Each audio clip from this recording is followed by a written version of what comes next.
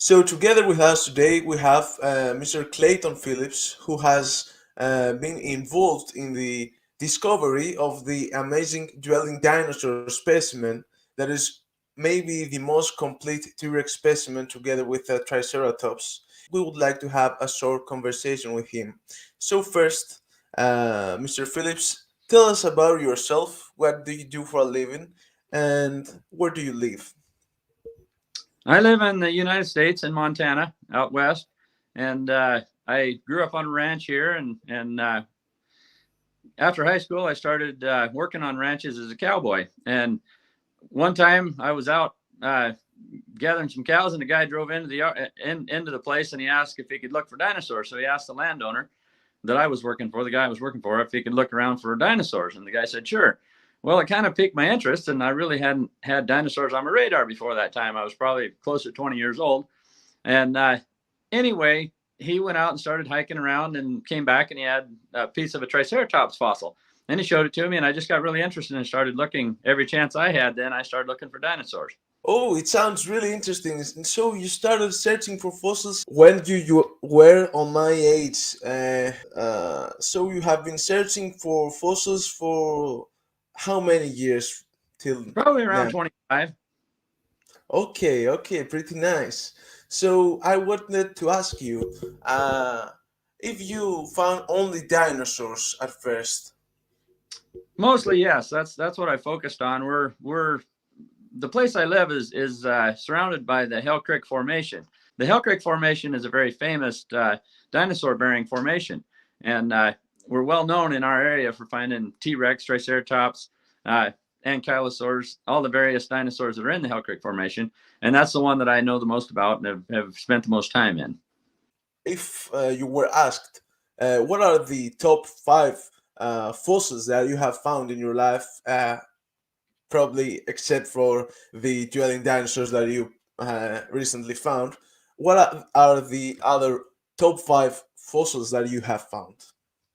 Well, I don't know if you can see that little skull behind me up there on the gun safe, but it's a Stygimoloch skull. And that one kind of got me started. I found that one just shortly after I started looking for dinosaurs. And I ended up selling it to a private collector. It's now in a museum on Long Island, last I heard, in New York. But anyway, that one gave me about a year's wages for my part of what I got out of the discovery after we took it to auction and had the fees and the landowner fees and everything that was involved. The landowners got a good share of that fossil. And when I found it. And so I told my wife I'm going to quit my job as a cowboy and start looking for dinosaurs. And I think she thought I was crazy, as did most of my neighbors. But for the last 20 years, I've managed to make a living hunting dinosaurs and running my small cattle ranch here in Montana. Oh, that And sounds really amazing. so that was the first one. Since then, I've been fortunate. I discovered about an 18-foot long hadrosaur with skin. It was articulated. No skull, sadly, no skull, but the rest of the skeleton is fairly well preserved. There weren't much for arms, but the body and the tail and the hind legs and the pelvis, all that stuff was there. Rib cage, pretty cool one. Took it out in one big block and as I prepared it, I found some skin on it, which was pretty cool. I also found about 10% of a Tyrannosaurus Rex skeleton one time. I found So about. another one. I'm sorry. So another one.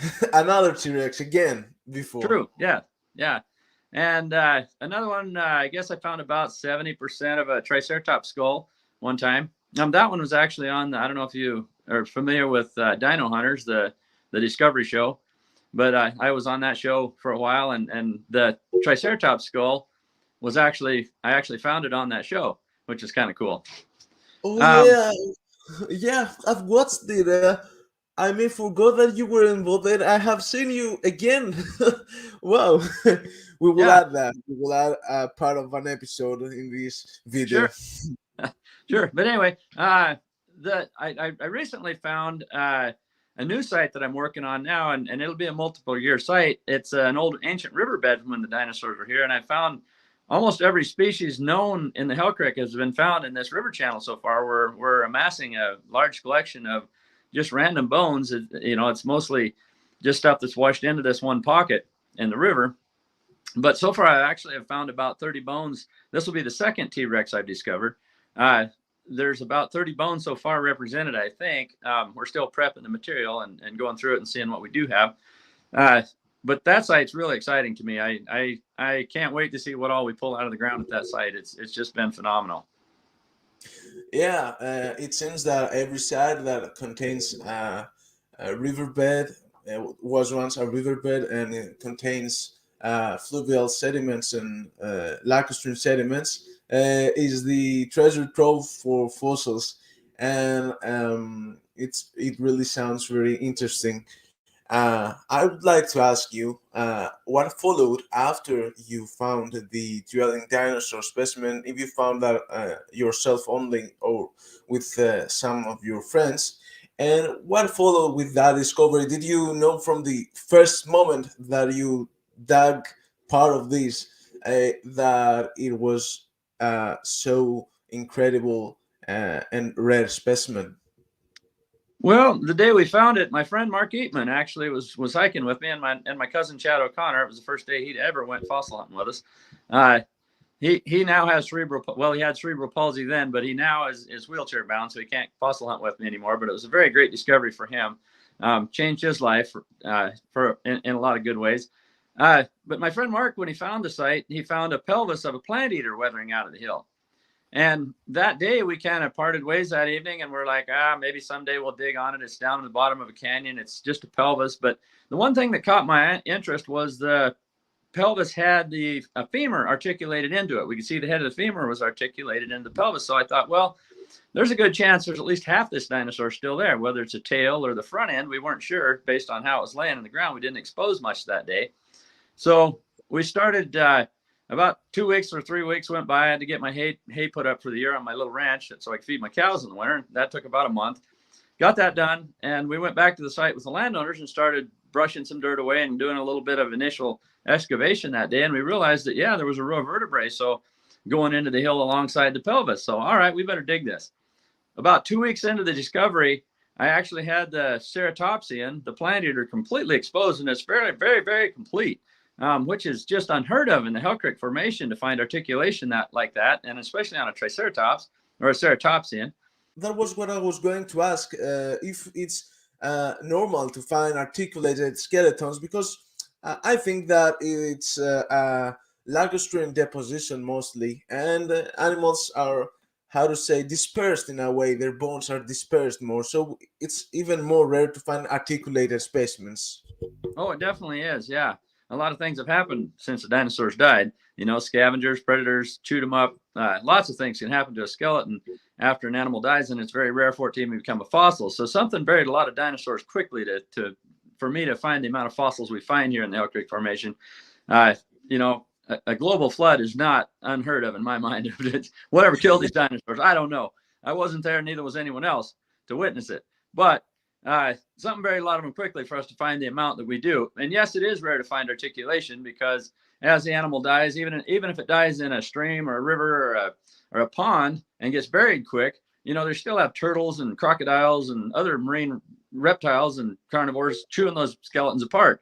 So it has to be buried. The whole fossil has to be buried immediately, so nothing got scavenged on it. And these two dinosaurs were basically very close to 100% complete as we found them, and they weren't friends. About 2 weeks into the discovery, I realized that there was a Nanotyrannus alongside this ceratopsian. And of course, Nanotyrannus is a hotly debated species. Some folks say it's a big T-Rex, but I've always been on the camp that it's a Nanotyrannus, and I do believe that it will be vindicated as a valid species as the dueling dinosaurs are studied more thoroughly. They are the best. The dueling dinosaur specimen is the best specimen in the world to make that scientific observations on, and in that debate, I do believe that it's its own species. Okay, yeah, I have heard this opinion before about Nanotyrannus and the T-Rex. I think that most colleagues don't agree, but this may be due to the lack of good specimens. So, as you say, this nearly complete specimen may shed more light on this debate and this subject. So, I would like then to ask you, after you found this, and you, of course, became really happy, really excited. This is the maybe once in a lifetime find you had.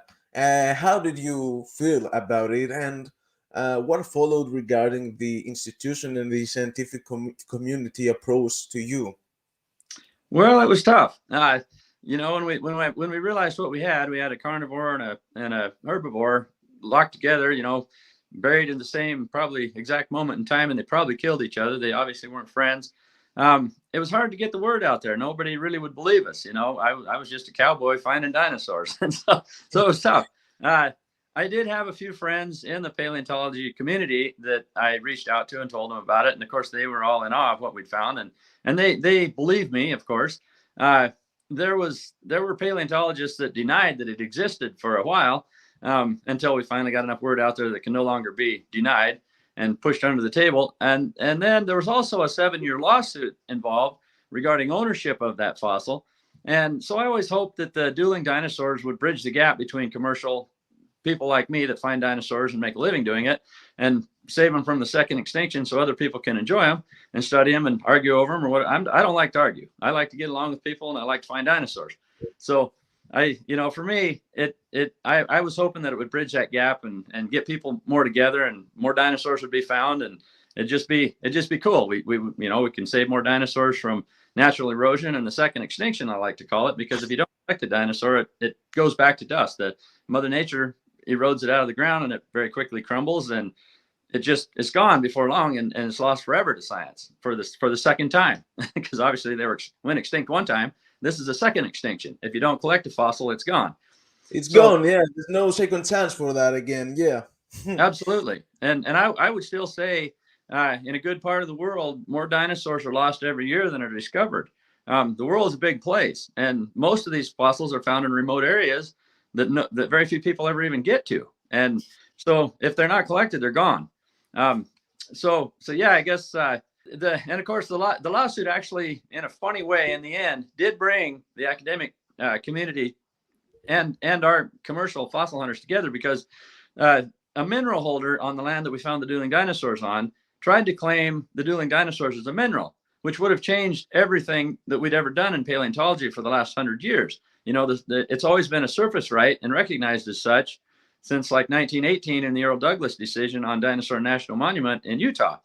And so anyway, in the end, our decision, we won the first round. The mineral holders appealed it to our Ninth Circuit, which is the next step up. The Ninth Circuit made an erroneous decision that, oh yeah, we're just going to say it's a mineral now. Well, everybody in paleontology kind of freaked out, because it turned everything anyone had ever done on its head. All of a sudden, museum collections and such that had been collected in the last 100 years were possibly under new ownership because of this new rule change. And so we all of a sudden had a lot of support from academia and interested people in fossils, for sure. They wrote letters, and we got organizations behind us, and we actually were able to get a second opinion on that. And at any rate, they kicked it back to the Montana Supreme Court. The Ninth Circuit, I think, kind of realized, well, maybe we made a mistake based on all this support they have now. And so they kicked it back to Montana. And in the meantime, it was a legislature year in Montana, and we had passed a law. We'd got a law passed in Montana making it a surface right, which passed the House and the Senate unanimously, and the governor signed into law.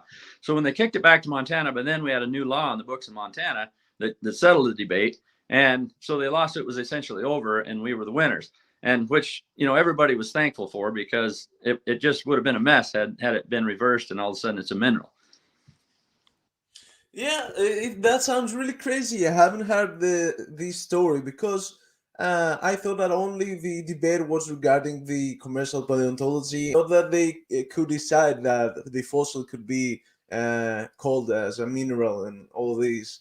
Um, Sounds really crazy, even for us in Greece, that commercial paleontology is illegal. And of course, I'm an advocate of collecting fossils. As you said, uh, if the animals got extinct once. Next time they will get extinct, they will be gone forever, because they will turn to dust. So I'm also an advocate of that, both for my country, because many fossils have been discovered here too by locals, and known by the scientific community, and they gave new sites for the academics to work for years, like our most famous site that contains some really amazing Miocene mammal fossil had been discovered during the 1830 by a German soldier by luck Wow. accidentally, and they still work there. The university still conducts some digs there. So yeah, I recognize the demand for more fossil collectors. Not only I wouldn't say commercial paleontologists, but at least collectors, because these and the new sites are really valuable for the science to proceed. So yeah, I agree with you. Um, and the best part is that you cooperated, you were open to scientists that approach you, to institutions. There are very little cases I know where commercial paleontologists refuse to cooperate, and these cases may be the reason why the academics don't like commercial paleontologists. What do you think about that? Well, it saddens me because, like I say, if you don't collect a fossil, it's lost forever. Again, for the second time. Anyone that's actually spent any time in the field collecting or finding fossils or saving them will realize quickly that if you don't collect a fossil, it is definitely lost to the second extinction, natural erosion. They died once and they became extinct, these dinosaurs. And if you don't collect the fossils that remain before they weather away, they're lost to a second extinction. So to me, I like to find them. So and I don't like to argue. I like to find dinosaurs. It's a very fun, passionate thing that hobby that I've gotten into, and I really truly enjoy it. And I like to share that with other people, and I like to find them so other people can argue about them. And if we don't find them and save them, they're lost forever. So I think there's ways we can work together, and I have many friends in the academic community now that I've made over the years that I I'm very fond of, and I'm very respectful of their work, and I want to work with them if I possibly can. Yeah, that's the best mindset that a fossil collector can have. And I believe that most academics are able to recognize the work that is needed to find a fossil, to extract it, and to prepare it. And probably I think that they recognize the goodwill of ours. We just want the fossils to be shown to the public in a way. I see your point of view of making a living through finding fossils, but generally the approach is the same: is getting the fossils and saving the fossils from the erosion. You can actually follow us. We started a couple Instagram pages. I think the Dinosaur Cowboy is mine, and then the boys have the Hell Creek Hooligans or Dino Kings. And yeah, it's been a super fun. We started working that river channel I was telling you about, and we had a super fun summer. It was very productive, and we found a lot of cool fossils in there. So I would like to ask you to give a message to the future junior paleontologists and the probably the kids that watch us now about the your approach to paleontology, to the prehistoric world, and to fossil hunting. What you would say to every kid out there? I would say there's nothing like the thrill of discovery. When you come around the corner or come around a butte and you see this fossil sticking out of the ground, and your mind starts to race about how this animal lived and what it might have been like and the colors it might have been. And it's just so fun. I haven't found one dinosaur sitting on the couch. You have to get out there and get to work. Uh, yeah, of course, of course. It needs a lot of work, and it's the amazing moment of discovery when you are the only one who sees a prehistoric animal remain after thousands and millions and tens of millions of years after it was buried. So Absolutely. And on that note, there's a lot of theories out there on how old the dinosaurs are. My other suggestion to anyone out there, especially the young crowd, make up your own mind. Figure it out yourself. Find the facts out for yourself. Don't buy into the theories that are out there. Try to see if they're right. Try to see if you can come up with a better idea in your own theory. Use your yeah, mind. that's the Use your mind. yeah, that's the best approach. And something else I also try to do when I'm finding fossils here in Greece is that to think of how the whole landscape looked like. But okay, for my case, it's only a couple of million years ago. But for yours, it was completely different. But from the sediments and from some fossils, you can imagine uh, quite a bit how the environment looked like. For example, you can see deposit with some lacustrine sediments, and you will start off thinking that here was a river and the dinosaur died nearby, and all these uh, thoughts are really amazing. It's a real trip to the prehistoric world. That's right. That's right.